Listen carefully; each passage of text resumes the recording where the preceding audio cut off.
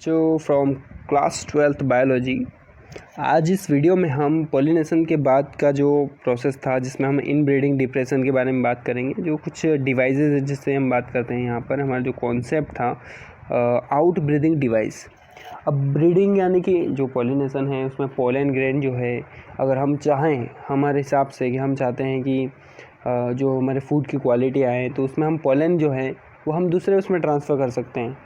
ठीक है, तो उसकी वजह से जो पोलन में जो कंटेंट होंगे, जो क्वालिटी होगी, वो उस फ्लावर के अंदर दिखने लग जाएगी, वो बाद में वो फ्रूट के अंदर भी मिलेगा हमें। तो इस वजह से हमें कुछ चीज़ें पढ़ना है, जैसे कि pollen pistil interaction, all event. ये चलो इसके बारे में हम आगे इस टाइपिंग वाले फॉर्म में पढ़ते हैं। यहाँ पर repeated self pollinated leads to inbreeding depression. देखो, बार बार अगर एक ही फ्लावर के ऊपर उसी सेम फ्लावर के एंथर से ही अगर पोलन जाता रहता है तो उससे एक प्रॉब्लम क्रिएट होती है जिसको हम बोलते हैं inbreeding depression. Plant have develop method to prevent self pollinating.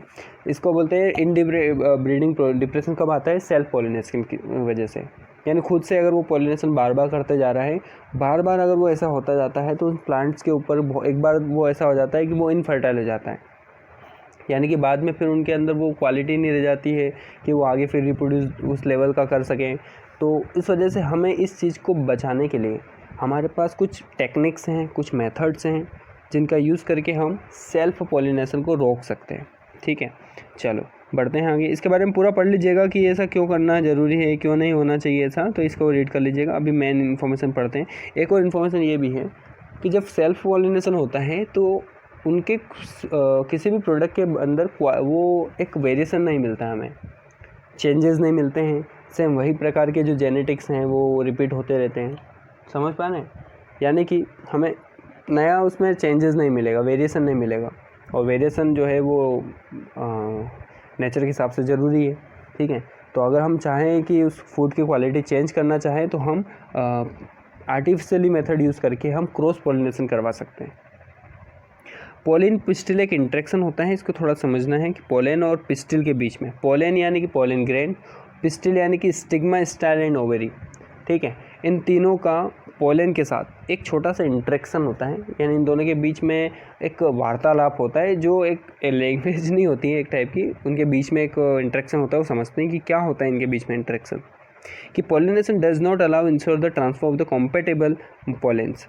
देखो, पॉलिनेशन अगर हो रहा है तो पोलन भी ऐसा होना चाहिए जो उसी सेम स्पीसीज़ का होना चाहिए। उस प्लांट के फ्लावर के ऊपर जो स्टिग्मा है उस पर लग रहा है पोलन, पता चला वो पोलन किसी दूसरे स्पीसीज़ के फ्लावर से लेके आए था एक बी और यहाँ छोड़ दिया, तो वो पोलन से पॉलिनेशन नहीं हो पाएगा, क्योंकि वो तो पोलन की स्पीसीज़ ही अलग हो गई है। और हम जैसे कि यहाँ पर ऐसा तो नहीं होता है कि हम ब्रीडिंग करवा ही सकते हैं कि हम चाहें कि एक घोड़ा और एक गधी के बीच में ब्रीडिंग हो जाए, तो ऐसा इम्पॉसिबल है क्योंकि वो दोनों अलग अलग स्पीसीज़ हैं। तो हमें यहाँ पर स्पीसीज़ भी सेम देखना है और उसी की वजह से पोलन अगर वहाँ पे स्टिग्मा तक जाता है तभी पॉलिनेशन होगा, अदरवाइज़ वो पोलन अंदर स्टिग्मा उसको एंटर ही नहीं करेगा। यही इंटरेक्शन हम समझ रहे हैं। The pistil has the ability, pistil के पास एक छोटी सी एबिलिटी, एक योग्यता है कि वो समझ सकता है, रिकॉग्नाइज़ कर लेता है कि किस टाइप का पोलन उसके लिए सही है, और जो पोलन उसके लिए सही है उसी को वो क्या करता है, अंदर प्रमोट करता है आगे की तरफ बढ़ने के लिए। If the pollen is the wrong type, अगर पोलन गलत चला गया है तो पिस्टिल प्रिवेंट पोलन जर्मिनेशन। तो पिस्टिल क्या करेगा, यानी स्टिग्मा जो ऊपर टॉप पर है वो उस पोलन ग्रेन को अंदर एंटर ही नहीं होने देगा। This interaction is mediated by chemical components. Pollen और पिस्टिल के बीच में केमिकल कंपोजिशन होता है जो एक दूसरे को रिकॉग्नाइज करने में हेल्प करते हैं। अगर वो गलत रॉन्ग टाइप का होगा तो वो अंदर केमिकल कंपोजिशन उसको अंदर नहीं जाने देगा, और अगर राइट टाइप है तो केमिकल कंपोजिशन उसको अंदर जाने देगा पोलन ट्यूब के जरिए। चलो बात करते हैं। Pollen and pistil interaction is a dynamic process, एक इम्पोर्टेंट डायनामिक प्रोसेस है इन्वॉल्विंग पोलन रिकॉग्नाइजेशन, पोलन को समझने वाली प्रोसेस है। फॉलोड बाय द प्रमोशन और inhibition of the pollen, pollen को आगे बढ़ाने के लिए। ठीक है, the pollen tube reaches the ovary. देखो, स्टिग्मा से एक पोलन ट्यूब जो है वो प्रोड्यूस होने लगती है और वही पोलन ट्यूब आगे जाके ओवेरी तक जाके मिलती है, और ओवेरी में जैसे वो एंटर करती है तो वो ओव्यूल के माइक्रोपाइल एंड से जाके जुड़ती है। जैसे मैंने आपको बताया था कि माइक्रोपाइलर जो एंड है वहाँ से पोलन जो ट्यूब है वो कनेक्ट रहेगी, और वहीं से पोलन ट्यूब से क्या होगा, जो फुली फॉर्म अपैरेटस जो हमने बात करी थी, जो एग अपैरेटस था उसके अंदर, वहाँ पर जाके वो पोलन ट्यूब क्या करेगी, पोलन को ट्रांसफ़र कर देगी सिनर्जिड्स के अंदर। ठीक है, अब बात करते हैं कि यहाँ पर अब यहाँ पर पोलन तो पहुँच चुका है। अब उसका थोड़ा सा हम ये समझते हैं कि पोलन पहुँचने के बाद होता क्या है, वहाँ पे होगा फर्टिलाइजेशन।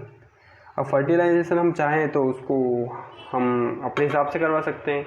हम चाहे वो पोलन जो हमारी जो इच्छा है वह वाला पोलन उसके अंदर ट्रांसफ़र कर सकते हैं। तो अब इस वीडियो में हम बात करेंगे हाइब्रिडाइजेशन के बारे में और डबल फर्टिलाइजेशन के बारे में। बढ़ते हैं आगे।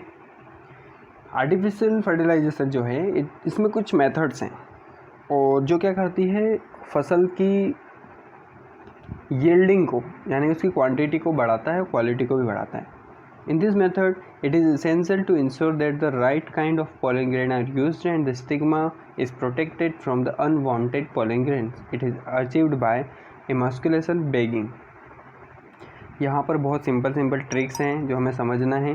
ठीक है, जैसे यहाँ पर हम चाहें तो उसके अंदर ये कर सकते हैं कि हमें जिस टाइप के पोलन चाहिए उसी प्रकार के हम पोलन क्या कर सकते हैं, स्टिग्मा तक उसको छोड़ सकते हैं।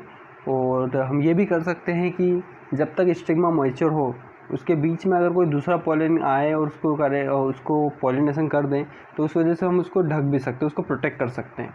जैसे कि इमास्कुलेशन प्रोसेस में हम क्या करते हैं, एंथर को रिमूव कर देते हैं। उसी बाइसेक्सुअल फ्लावर का मतलब होता है कि उस पर फीमेल जो है रिप्रोडक्टिव ऑर्गन और मेल रिप्रोडक्टिव ऑर्गन दोनों मौजूद हों। ठीक है, तो हम क्या करेंगे, मेल रिप्रोडक्टिव पार्ट यानी कि एंथर को उस फ्लावर से कट करके हटा देंगे। तो अगर वो हट गया है तो ऑब्वियसली बात है कि वो खुद से सेल्फ पॉलिनेट नहीं हो पाएगा, वो रुक जाएगा सेल्फ पॉलिनेशन की वजह से। और एक होता है बैगिंग, कि इमास्कुलेटेड जो फ्लावर है is covered by a bag, जो हमने काट दिया है, उस एंथर काट के हटा दिया है, तो उसको हम उस फ्लावर को हम इमास्कुलेटेड फ्लावर कहेंगे। उसको हम बैग से कवर कर देंगे, जिसकी वजह से जो अनवांटेड पोलन ग्रेन है जो दूर से कहीं से आ रहे हैं, जो किसी बीज ने या फिर पानी या हवा की वजह से उस स्टिग्मा तक आ रहे हैं, तो वो भी उसको रोक सकते हैं। तो इस हाइब्रिडाइजेशन की वजह से, इन प्रोसेस की वजह से हम क्या कर सकते हैं, अनवांटेड पोलन को ट्रांसफ़र होने से रोक सकते हैं। When the stigma of the bagged flower become receptive, the collected pollen grain are dusted onto the stigma। जो हमारे लिए सबसे अच्छे पोलन है जो हमने चूज़ करके रखे हैं, और जब हमारा स्टिग्मा अच्छे से मैच्योर हो चुका है तब हम क्या करेंगे, बैग को हटा के उसके स्टिग्मा तक उन पोलन ग्रेन जो ग्रेन हैं उनको हम डस्टेड फॉर्म में उसके ऊपर डस्ट कर देंगे। डस्ट यानी कि छिड़क देंगे, ऐसे डाल देंगे उनके ऊपर, जिसकी वजह से क्या होगा, वो पॉलिनेशन हो पाएगा। If the female parent is unisexual यानी कि अगर मान लेते हैं कि उसके ऊपर सिर्फ और सिर्फ फीमेल फ्लावर ही है या फिर सिर्फ और सिर्फ मेल फ्लावर ही है, तो इमास्कुलेशन वहाँ पे ज़रूरी नहीं हो जाता है। यानी कि एंथर है ही नहीं वहाँ पे, क्योंकि वहाँ पे सिर्फ एक फ्लावर में फीमेल ही है और दूसरे फ्लावर में सिर्फ एंथर ही है। यानी कि जहाँ पे एंथर नहीं है, यानी सिर्फ और सिर्फ फीमेल रिप्रोडक्टिव पार्ट यानी स्टिग्मा है, स्टाइल है और ओवेरी है, तो इनको हम इमास्कुलेट करेंगे ही नहीं, एंथर काटेंगे कैसे जब है ही नहीं तो। ठीक है, in this case the female bird is directly bagged and इस केस में हम डायरेक्टली उसको बैग कर देंगे। बाद में जब हमारे पास जर्मिनेशन के लिए हमें पोलन ग्रेड अच्छे से मिल जाएंगे तो हम उसको ट्रांसफ़र कर देंगे। अब हमारे पास एक इम्पोर्टेंट कॉन्सेप्ट है, उसको कहते हैं डबल फर्टिलाइजेशन। इस कॉन्सेप्ट को हम इस वीडियो में पूरा कवर करेंगे, ध्यान से समझिएगा। नींद आ रही हो तो पानी पी लेके फिर समझिएगा, कॉपी पेन रखिएगा हाथ में, क्योंकि ये बड़ा इम्पोर्टेंट कॉन्सेप्ट है। ठीक है, और मैं थोड़ा आराम से समझाऊंगा। बात करते हैं when the pollen grain, line wise समझाता हूँ, ध्यान समझिएगा। जब when the pollen grain fall on the stigma, जब पोलन ग्रेन जो हैं वो स्टिग्मा तक गिरते हैं, समझिएगा मैं क्या समझा रहा हूँ। नींद आ रही हो तो सुन, आगे खोल के फाड़ के सुनो। The pollen grain fall on the stigma. The pollen tube enter one of the synergids, release two male gametes. ये पहली लाइन इम्पोर्टेंट है, समझिएगा। पोलन ग्रेन जैसे ही स्टिग्मा तक गिरते हैं तो पोलन ट्यूब किससे कनेक्ट रहती है? सिनर्जिड से। तो पोलन ट्यूब जब सिनर्जिड्स के पास आती हैं, इतने में 2 मेल गैमेट पोलन से बाहर निकलते हैं। समझ रहे हो क्या कह रहा हूँ? पोलन ग्रेन से पोलन ट्यूब के अंदर 2 मेल गैमेट प्रोड्यूस होते हैं, रिलीज़ होते हैं, जो कहाँ से रिलीज़ होंगे? पोलन ग्रेन से रिलीज़ होंगे। कितने गैमेट्स? 2 male gamete. इसीलिए तो डबल फर्टिलाइजेशन होगा, ठीक है। एक मेल गैमेट दूसरी जगह से अटैच होगा, दूसरा मेल गैमेट किसी दूसरी जगह से अटैच होगा, ठीक है। चलो, one of the male gamete, जिसमें से पहला male gamete moves toward the egg cell. जो सिनर्जिड से फिलीफॉर्म के पास एक एग सेल, मैंने बताया था कि बीच में 2 सिनर्जिड्स आसपास में रहते हैं और बीच में एक एग होता है, एग सेल। उस एग सेल से एक मेल गैमेट फ्यूज़ हो जाएगा, fuse with its complete the syngamy to form the zygote. उसी सिंगेमी को हम फ्यूज़न कहते हैं। क्या कहते हैं? फ्यूज़न। सिंगेमी यानी फ्यूज़न, यानी जुड़ना, यानी कि मेल गैमेट फीमेल गैमेट से जुड़ चुका है। और जैसे ही दोनों की प्रोसेस जुड़ती है तो हम इसको सिंगेमी या फिर फर्टिलाइजेशन की प्रोसेस कहते हैं। तो ये हो गया भैया आपका पहला फर्टिलाइजेशन, ठीक है।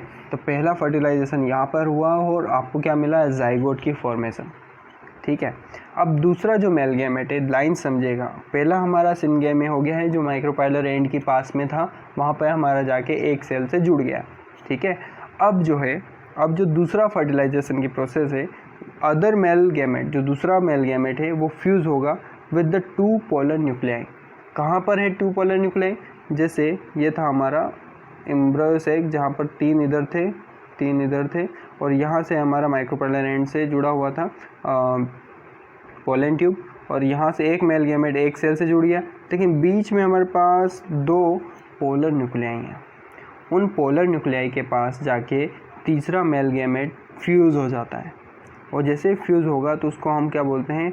Triploid primary endosperm nucleus. क्या बोलते हैं? Triploid primary endosperm nucleus. Triploid इसलिए कहते हैं क्योंकि यहाँ पे न्यूक्लियस कितने हैं? 3 हैं, ठीक है। और इसी वजह से इस फ्यूज़न को हम ट्रिपल फ्यूज़न कहते हैं, क्योंकि 2 फ्यूज़ तो पहले हो गए थे न्यूक्लियस, तीसरा न्यूक्लियस यानी तीसरा मेल जाके गैमेट उससे मिला, तीसरी चीज़, तो क्या हो गया? यहाँ पे 3 तरह का फ्यूज़न हो गया, 3 चीज़ें एक साथ फ्यूज़ हो गई, इसलिए इसको ट्रिपल फ्यूज़न भी कहते हैं। अब इनमें 2 फर्टिलाइजेशन हुआ। पहला फर्टिलाइजेशन इस जगह हुआ, दूसरा फर्टिलाइजेशन सेंट्रल सेल में हुआ। तो यहाँ पे ये कितना हो गया? डबल फर्टिलाइजेशन की प्रोसेस। क्लियर है भैया? कोई डाउट हो तो इसको 10 बार रिपीट करके समझिएगा, 10 बार मैं समझा दूँगा।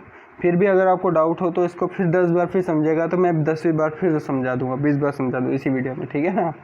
चलो, अब आपके लिए एक छोटी सी इन्फॉर्मेशन जो आपको याद रखना है।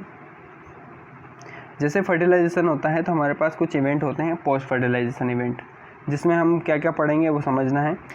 All event that occurs in a flower after double fertilization is called post fertilization event. वो सारे फर्टिलाइजेशन इवेंट जो कि फर्टिलाइजेशन के बाद होंगे उनको हम पोस्ट फर्टिलाइजेशन इवेंट कहेंगे। जिसमें क्या होता है? जिसमें कुछ डेवलपमेंट होता है, जैसे डेवलपमेंट ऑफ एंडोस्पर्म। तो एंडोस्पर्म कहाँ था? बीच में, 1 2 और तीसरा जाके मेल गैमेट फ्यूज हो गया, जिसको हम ट्रिपल फ्यूजन कहते हैं, ठीक है। तो ये जो एंडोस्पर्म है ये क्या बनता है? ठीक है, प्राइमरी एंडोस्पर्म के अंदर कन्वर्ट हो जाता है, PEC, यानी कि प्राइमरी एंडोस्पर्म में कन्वर्ट हो जाएगा।